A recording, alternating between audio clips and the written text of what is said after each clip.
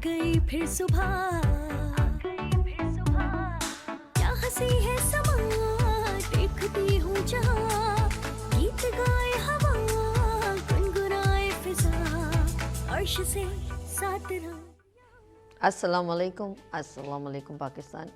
Good morning Pakistan. कैसे हैं आप लोग? और हमेशा की तरह देती हूँ दुआ, खुश रहें, आबाद रहें, अपनों के साथ रहें, एक दूसरे का ख्याल रखें और ख़ास तौर पे अपने वालिदैन का, जो अल्लाह पाक का बहुत ही कीमती तोहफ़ा है। दुआ के साथ मैं अपने morning show good morning with सभी का आगाज़ करती हूँ। नाज़रीन, ये रिश्ते बड़े खूबसूरत होते हैं। अल्लाह पाक सबको अपने ज़ुबान में रखे। कभी कभी आपके घर में कुछ ऐसे वाक़यात होते हैं, आप अच्छी खासी ज़िंदगी बस रूटीन के मुताबिक ऑफ़िस जाना, बच्चों ने स्कूल जाना, घरेलू ख़वातीन ने अपना काम करना, लेकिन एकदम कुछ ऐसा हो जाता है कि पूरा घर, पूरा ख़ानदान जो उस लपेटे में आ जाता है। होता किसी एक के साथ है, एक फ़र्द के साथ होता है। जैसे अचानक पता चलता है आपके किसी भाई के साथ स्नैचिंग हो गई है, एकदम खबर आती है कि ये खबर जो आती है ना, इसीलिए कहते हैं कि अल्लाह पाक, मैं कहती हूँ, मेरी वालदा कहती थी कि अल्लाह उनकी बख्शिश करे थे, बेटा अल्लाह पाक किसी का मोहताज ना करे और नगानी आफतों से बचाए और चलती बाई पे लेके जाए। मतलब चलते फिरते अपने घर में, या ऐसे होता है ना इंसान, तो अपनी फैमिली के अंदर, और इस तरह वो करते कि क्योंकि हमारे इर्द गिर्द बहुत सारे ऐसे वाक़यात होते हैं, एक्सीडेंटल वाक़यात, तो घर वाले ना पूरे उनका दिल बंद होने लगता है, पता नहीं क्या हो गया।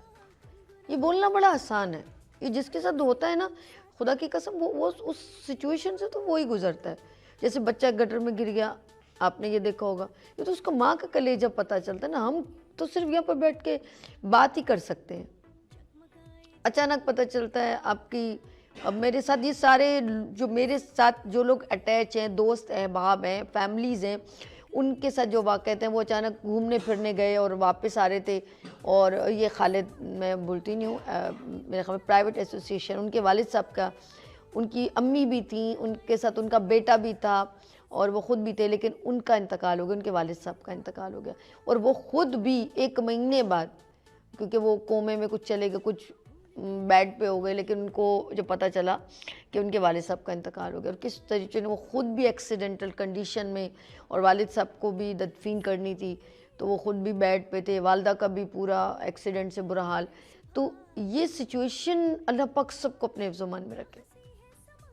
कल मैंने प्रोग्राम किया था तो सानिया जो है गुल प्लाज़ा की बात की थी, अब वो गुल ही ना रहा, अब तो वो बिल्कुल फूल मुरझा गया, सब कुछ ख़त्म हो गया, और इतना पानी डाला गया था तो वो पूरी दीवारें गल गई थी और वो नीचे जो है गिर गया।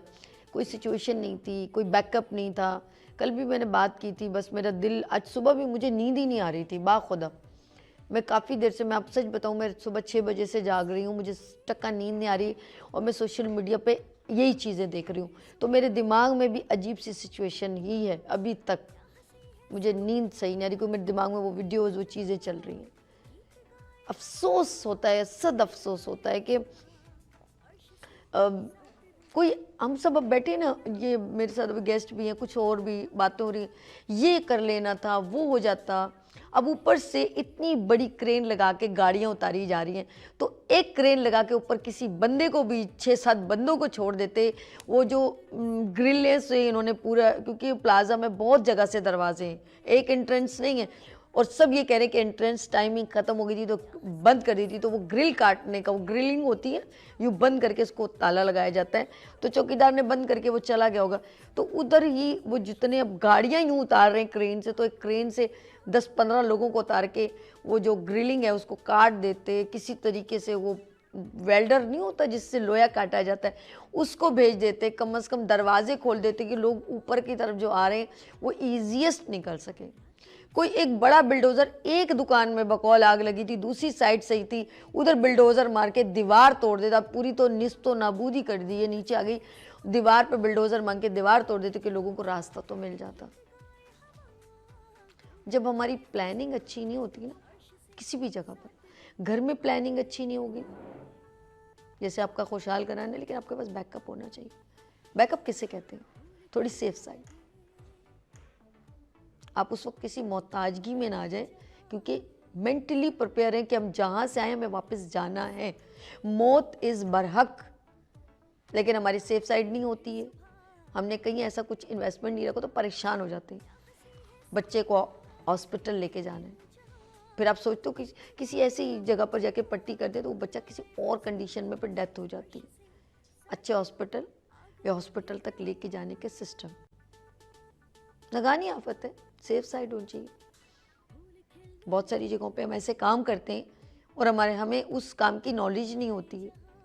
जैसे मैंने अभी कहा ना कि जिन लोगों को सिर्फ पानी था, वो पानी दबा दबब मारे जा रहे थे, कोई उनको गाइडलाइन नहीं थी, उनकी ट्रेनिंग नहीं थी। वो काम कभी ना करें जो आपको नहीं मालूम। मुझे लगता है कि अंधा बांटे रेवड़ी अपने अपने, उन्होंने अपने अपने लोगों को जमा किया और उनको बेचारों को फायर फाइटर बना दिया।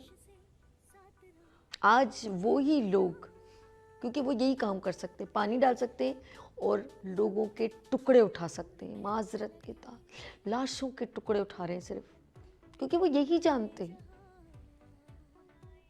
कोई भी ऐसा शख्स नहीं था, कोई आपका सेफ साइड नहीं था, कोई ड्रेस ऐसा नहीं था, आप मास्क लगा के कोई अंदर नहीं जा सकता था। आग के भड़कने का इंतजार करते रहे, आग के फैलने का इंतजार करते रहे, कोई सब्स्टिट्यूट नहीं था। जब सब कह रहे अंदर 60 से 70 बंदा मौजूद है, एक बार किसी ने ये नहीं सोचा, सिर्फ ये कहा कि आग बुझानी है। किसी ने ये नहीं सोचा, उन बंदों को ट्रेनिंग नहीं थी ना। हम वो काम करने की कोशिश करते हैं जिसकी हमें कैपेबिलिटी हमारे पास नहीं है, ट्रेनिंग नहीं है। तो फिर क्यों करते हैं आप लोग ऐसा काम? क्यों किसी की बर्बादी का सबब बनते हैं आप लोग? इदारों की, जिस इदारे में जाते हैं, खामखई में ऐसी जगहों पर चले जाते हैं जहां आप डॉक्टर नहीं हैं, आप मत, प्लीज, आप कंपाउंडर हैं तो कंपाउंडर हैं, डॉक्टर मत बने। आपकी जो कैपेबिलिटी वो कीजिए। अफसोस होता है कि वो लोग, अब तो उनके, मैं कहती हूँ जो लोग 70-80 लोग, अभी 23 कैजुअलिटी पता चली है, पता नहीं अंदर कितने होंगे, वो पोटलियों में लेकर आ रहे हैं। खुदा का खौफ ही ख़त्म हो गया। मैं आपको रुलाना नहीं चाहती, मेरे जहन में कह रही हूँ, सुबह से मैं जो वीडियोस देख रही हूँ, कसम से मैं कहती हूँ, सब आ रहे हैं, फ़ोटो सेशन कर रहे हैं, सब अपनी आके बात कर रहे हैं, लेकिन खुदा के लिए अगर जिस वक्त आपके कान में, आप लोग इक़्तिदार में थे ना, आप इक़्तिदार में थे। हमारे चैनल में भी एक बात हुई तो यकीन करें हम फ़ौरन उस जगह पहुँचे, हम अपने लोगों को देखने के लिए। यार कहाँ चले गए वो लोग? यकीन करें ऐसा हो जाता है कि फ़ौरन अगर कोई ऐसा तो उसके पास फ़ौरन पहुँचे हम लोग देखने के लिए कि हाँ ठीक है, ओके। कितनी बेहिस्सा आप लोग एक सीटों पर राज माने।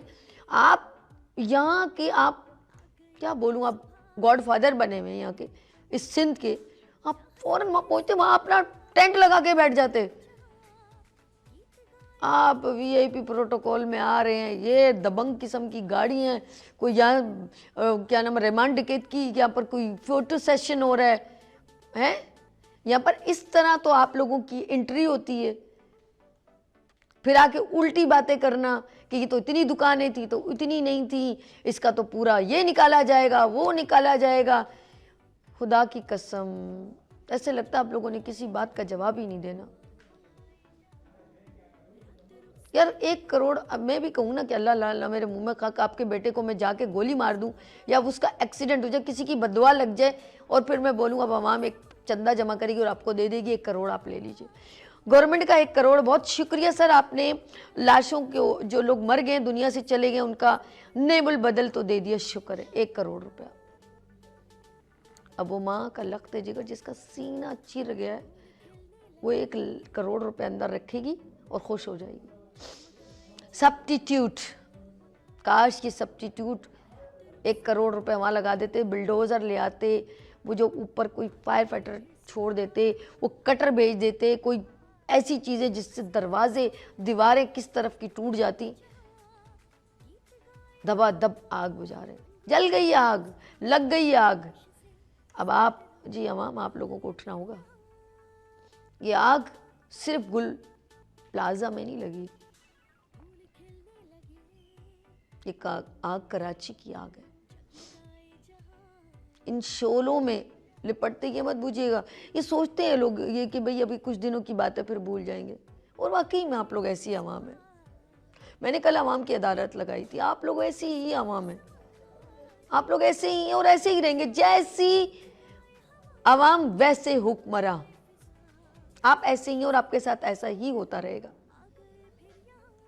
वहां पर एक मगरमच्छ के तस्मे बहाने वाला एक अदनान साहब खड़े थे, और वो सुना है कि वो पूरे मेंटेनेंस लेते हैं गुल प्लाजा की, और महीने की उनकी इनकम 1 करोड़ है। वो क्या लाइव शो में मैं बोलूं, बोलते बोलते मेरी जबान रुक गई। बत्ती लगाओगे उसकी, क्या करोगे 1 करोड़ का? तुम्हारे दिल सुकून। एक तो उसकी शक्ल देख के मुझे लग रहा है कोई भैंसा है बहुत खड़ा हुआ, फरबा किस्म का, खा खा के ठूस ठूस के। खुदा के बंदे, जब सबसे 5-5 हज़ार ले रहा था मेंटेनेंस के इतनी सारी दुकानों के, तो कोई सब्स्टिट्यूट भी रख देता ना। एक हम सेंट्रम मॉल के, वो चौकीदार घूमता रहता है, सब निकल जाएं वो अंदर घूमता रहता है, तो हर फ्लोर पे एक चौकीदार रख देते कि जब सब निकलेंगे तो मैं चाबियों वाला तब निकलूंगा। ऐसे कैसे उस बंदे ने, उसने अपनी ड्यूटी, मतलब एक ड्यूटी अदा की, उसने सारे जो है लॉक दरवाजे बंद कर दिए, खुद निकल गया, और अंदर 150 अफराद मौजूद हैं, वो कैसे निकल गया? पता है यार, यहाँ पर चौक पे हमें फांसी पे कौन टांगेगा? जब बल्दिया वालों के 250 लोग मर गए तो किसी ने चौक पे नहीं टांगा, तो इनको कौन टांगेगा? नस्ला टावर गिरा तो उनको चौक पे किसी ने टांगा नहीं, तो हमको कौन टांगेगा? मर गए जो मर गए, चले गए, वो तो शहदा है। अभी पता चल रहा है, जो वीडियोस बनी ऐसे ढांचे निकाल रहे हैं, जल गया ना, उनका मास्क जल गया। कोई कहता है 1.5 साल का बच्चा, कोई बोले 6 साल का बच्चा। सो तुम नींदें पूरी करो, तुम्हारे सीने पे बैठ के ये तुम्हारे ख्वाबों में आएंगे, देखना। माजरत के साथ आज फिर मुझे बात करनी पड़ रही है, क्योंकि अभी मेरे ख्याल में जो सिस्टम शुरू हुआ है, मैं कहती हूँ आप लोग चंगेज़ खान से भी दो आगे हाथ निकले। वो तो दीदा दिलेरी से सर काट के, कहते थे चंगेज़ खान सरों से महल बनाता था। उस सरे फहरिस्त में, आप लोगों की फहरिस्त में आपका भी नाम आ गया, मुबारक हो। लेट्स सी नाज़िया, लेंगे ब्रेक और मिलते हैं ब्रेक के बाद। देखते रहिए मॉर्निंग शो। आ गई फिर सुबह, क्या हंसी है समा, देखती हूँ जहाँ, गीत गाए हवा, गुनगुनाए फिजा, अर्श से साथ रहा।